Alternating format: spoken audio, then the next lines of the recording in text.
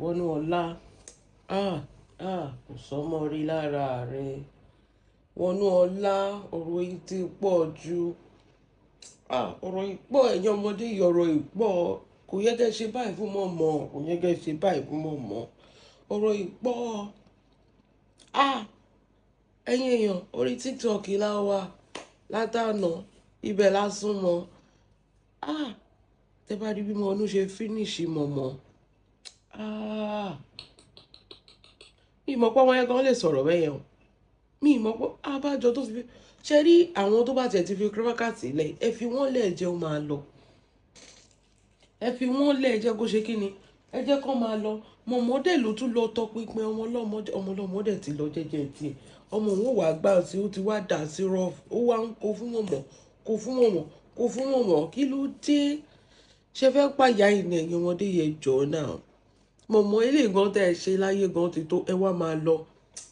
Kì í ṣe pé kẹ́ ẹ lọ tán kójú yín máa ráre. Eléyìí tẹ́ ẹ ṣe ìgan ti tó. Ṣé ẹ̀yin ò mọ̀jú kẹ́ ẹ máa bà tèèyàn jẹ́ ni? Because ibẹ̀ gangan ni ò tiẹ̀ yé mi fún yín. Kẹ́ ẹ máa bà tèèyàn jẹ́, kẹ́ ẹ máa rún ayé àwọn èèyàn, kẹ́ ẹ máa búlì àwọn èèyàn, kẹ́ ẹ máa parọ́ mọ́ wọn, kẹ́ ẹ máa fẹ́ já wọn ṣubú. Gbogbo attribute yín leléyìí. Tó bá wá ń sọ̀rọ̀ sí yín, àwọn wèrè tẹ́ pé ra wọn lọ́mọ ewé yẹn, wọ́n sọ pé àgbàlagbà ni o, kọ́ wọ́n sọ̀rọ̀ sàgbàlagbà. Ṣé mọ̀mọ́, ṣé ẹ̀yin bẹ́ẹ̀ ṣe wà yìí, ṣé ẹ wùwà àgbàlagbà? Ẹ já bára wa sòótọ́ ọ̀rọ̀ mi tó dé. Kí ni ẹ ṣe tó jẹ́ ìwà àgbàlagbà?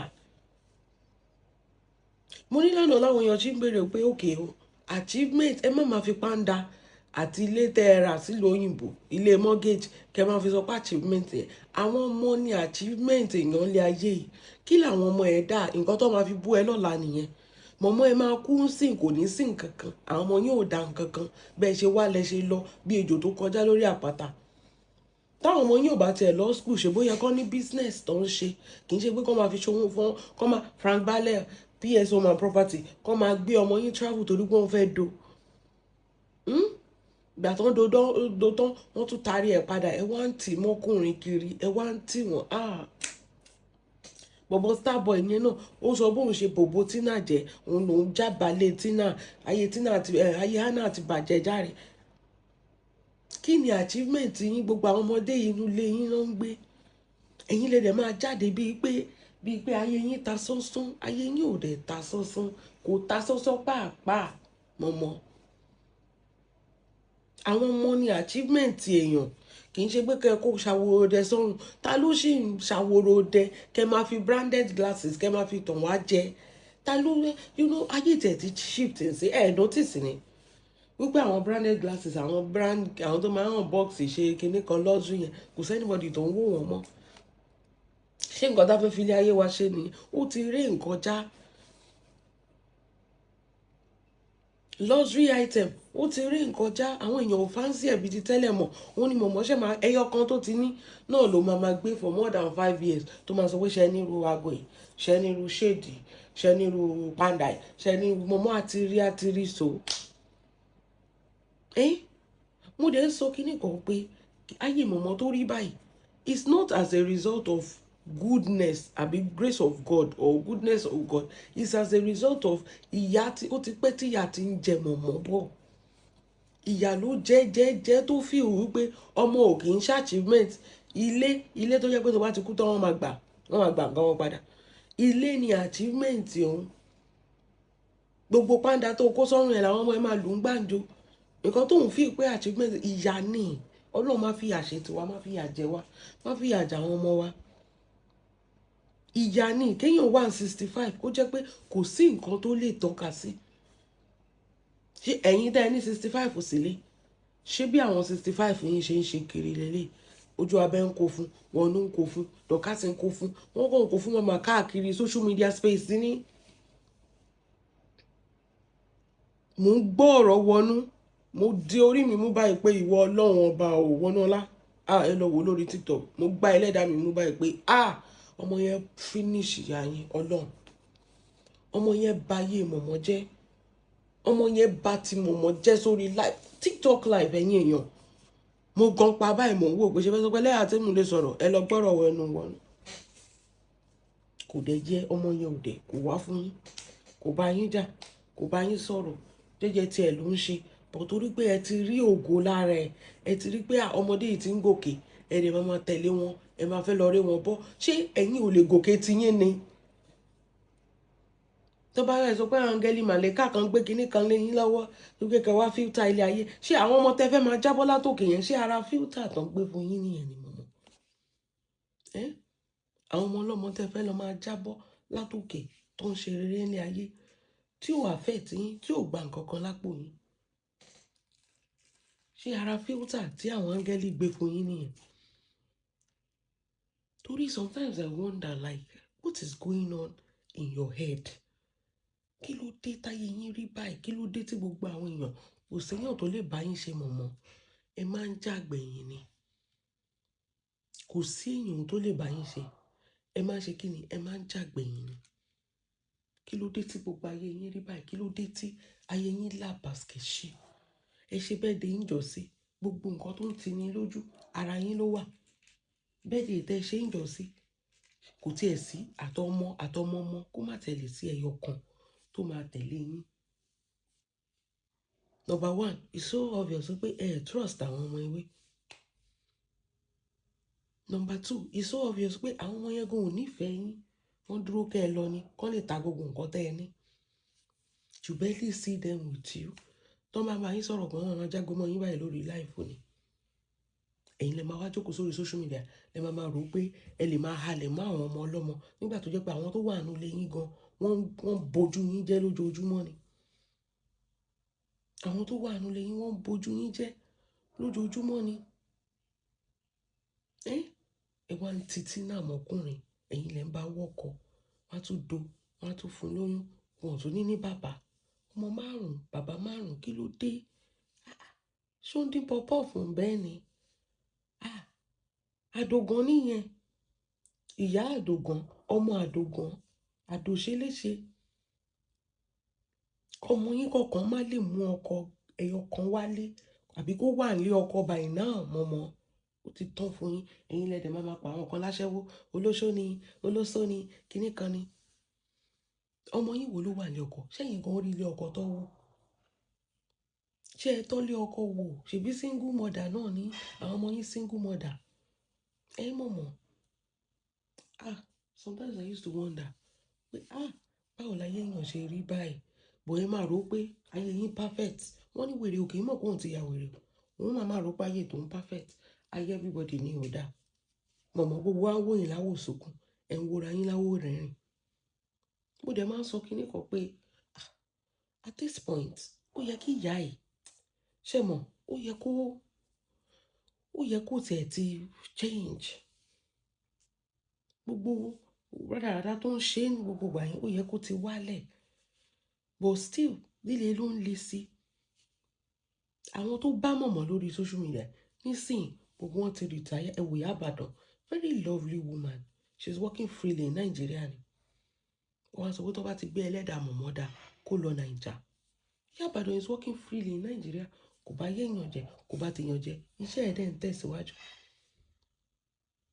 Bó ló ṣì ìyá ẹ̀. Notice mo tó ṣàkíyèsí kinní kan. Kí ló dé tó jẹ́ pé àwọn ọmọ Ìbàdàn tó bá ti ń ṣe dáadáa ni mọ̀mọ́ á fẹ́ try láti mú wálẹ̀. Notice mi ò ní sọ àwọn tó ti lọ kọjá o. Ẹja wo ti recent. Ẹ wo Sisi Alágbo. Ẹ wo Àṣàkẹ́ Àdé.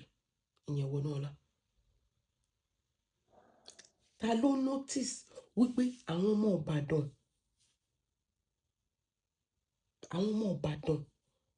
tó bá ti lè ní ògo ní mọ̀mọ́ máa try láti já wálẹ̀. Bí ó máa fẹ́ fèrè ògo ògo wọn ra ògo ni o. Ẹ wo bí Sisi Alágbo bí ò ṣe dá lóhùn, defeated without any ẹjọ́ wẹ́wẹ́. Wọnúọlá gan tó dá lóhùn, defeated. Ó defeat wèrè ni láìsí àní-àní ńbẹ̀.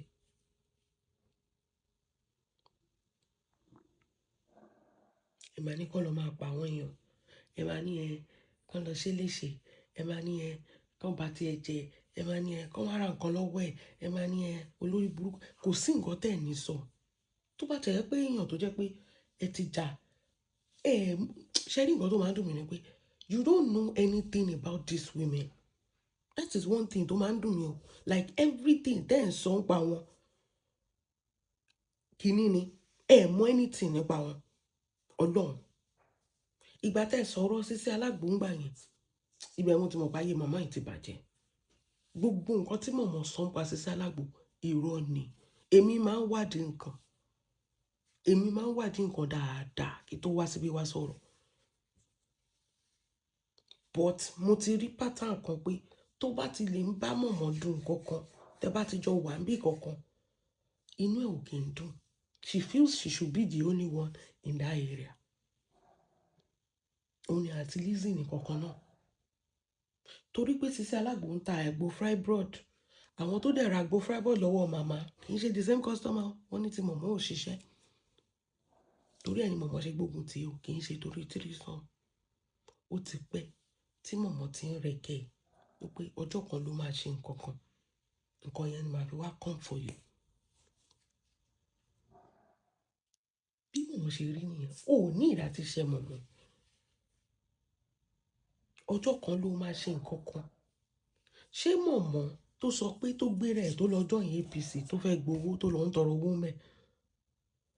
Ṣé Wọnúọlá tó wá wà nù City Boy movement ṣó yẹ kí mọ̀mọ́ bàjá? Àwọn nǹkan tó fẹ́ kẹ́ máa wò nìyẹn, kẹ́ máa wo traces ẹ̀. Mọ̀mọ́ ló gbé rẹ̀ lọ́nu APC o, City Boy movement o.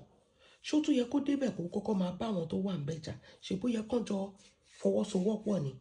Tó bá tẹ̀ pé mọ̀mọ́ gan ní ìdí owó, instead of kí mọ̀mọ́ fracas ti bá yé ìyá ìjẹsẹ̀, instead of kí mọ̀mọ́ kó pe Wọnúọlá kó gbé mọ́ra, kán jọ gbéra wọn mọ́ra, kán jọ mọ báwọn ṣe máa ṣe kíni, get interest tí wọ́n out. Mọ̀mọ́ máa débẹ̀ kọ́kọ́ lọ bá wọn jà ní láti prove superiority. Nǹkan tó máa ń ṣe nìyẹn. Ó ń lọ sínú City Boy movement, ó mọ̀ kó fẹ́ lọ tọrọ jẹ níbẹ̀ ni. Wọnúọlá, ó ti bá Wọnúọlá ń bẹ̀, Wọnúọlá ti wà ń bẹ̀ longer than you. Instead of kó débẹ̀ kó tiẹ̀ fi wọlé náà, kó mú Wọnúọlá láti orí social media, èèyàn wa náà ni. So wà nù City Boy, ó tiẹ̀ ti dà, èmi náà fẹ́ wá sínú City Boy, a fẹ́ gbẹ́nu sí, báwo la ṣe máa ṣe? Instead of kí mọ̀mọ́ ṣe bẹ́yẹn, mọ̀mọ́ will first of all come there, first of all come and destroy your life. Ó ṣe mọ̀mọ́, ó pe mọ̀mọ́, ó fara ẹ̀ ló wà o. She will first of all come and destroy your life so that the people will see her, the people there will remove you and put her there. Bó ṣe máa ṣe nìyẹn. And mo wá sọ fún kíní kan fún mọ̀mọ́, ṣe máa rò pé àwọn èèyàn wọn lọ́pọlọ bíi tiyín ni? Ṣé rí gbogbo tactics yẹn orí Facebook inú fracas nìkan ló ti ń work? When it comes to real life, it doesn't work, it doesn't apply. It doesn't work, it doesn't apply. Inú Facebook nírú nǹkan bẹ́ẹ̀ yẹn ti ń work, kò kí ń work outside Facebook, outside fracas. In fact, nínú fracas lọ́wọ́lọ́wọ́ ti máa kíní nǹkan ti cast. Everybody understand that bẹ́ẹ̀ ṣe wà yẹn. The only thing you are more concerned about is yourself. Tó ń bá tẹ̀ lé Wọnúọlá kúrò ní City Boy tán fi yín sí, kí lẹ ní, kí lẹ fẹ́ contribute? Ṣé bóun náà ní ká ẹ sọ òyìnbó tó òyìnbó lè lọ fún yín yẹn lórí TikTok lásán? Ẹ̀rí bẹ́ẹ̀ ṣe ń rán òyìnbó sọ. Kí lẹ fẹ́ contribute? Kò sí. Ẹ ní jẹ́ kẹ́lẹ́rù òru, ẹ débẹ̀ máa ba gbogbo bẹ̀ jẹ́ ni. Ẹ dẹ̀ ní contribution tẹ́ fẹ́ ṣe. Ẹ wo ìgbà tí Sisi Alagbo yẹn, máa rí reference yẹn sódà mo máa yé yín dáadáa. Mọ̀mọ́ lọ gbé ìwà obìnrin ẹlẹ́ẹ̀kẹta tó wà nù tírísàn. Ojú wa ni ìyá ìṣe ń sọ fún wa pé òun máa gba lọ́yà fún wípé ó ní kéèsì, wípé wọ́n ṣe kíni, wọ́n lù. Mọ̀mọ́ ló lọ kọ́rọ̀ sọmọ yẹn létí. Mọ̀mọ́ rò pé àwọn èèyàn máa support òun against Sisi Alagbo, bọ̀ kí ló kàn wá? Ó dóko, ó ṣe tírísàn àǹsọ. Ìgbọ́n tó tiẹ̀ tó wá ṣe kíní mi ṣùgbọ́n ọkọ ẹ̀ lódó. Ìgbà tí ń ṣe pé orí ọkọ ọkùnrin ọlọ́kùnrin láti ka, ìyẹn ló máa brutal. Òun àtọkọ ẹ̀ ni.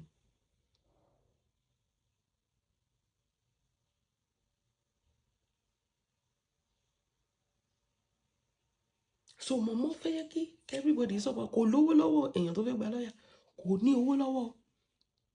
Mọ̀mọ́ fẹ́ kí everybody support òun, kóun bá yé Sisi Alágbo jẹ́ ṣé o mọ̀ pé tẹ́ bá sọ pé fẹ́ support mọ̀mọ́ pé lóòótọ́ ni the third woman yẹn victim ni èèyàn tó mi ń ṣẹ́ nídìí ẹ̀ tó ń gbádùn kínní tó kẹ́sẹ̀ ẹ̀ sókè báyìí mọ̀mọ́ fẹ́ kí ẹ̀yin náà ẹ rò ó náà mọ̀mọ́ fẹ́ kó jẹ́ pé òun ṣe ti understand ẹ̀sẹ̀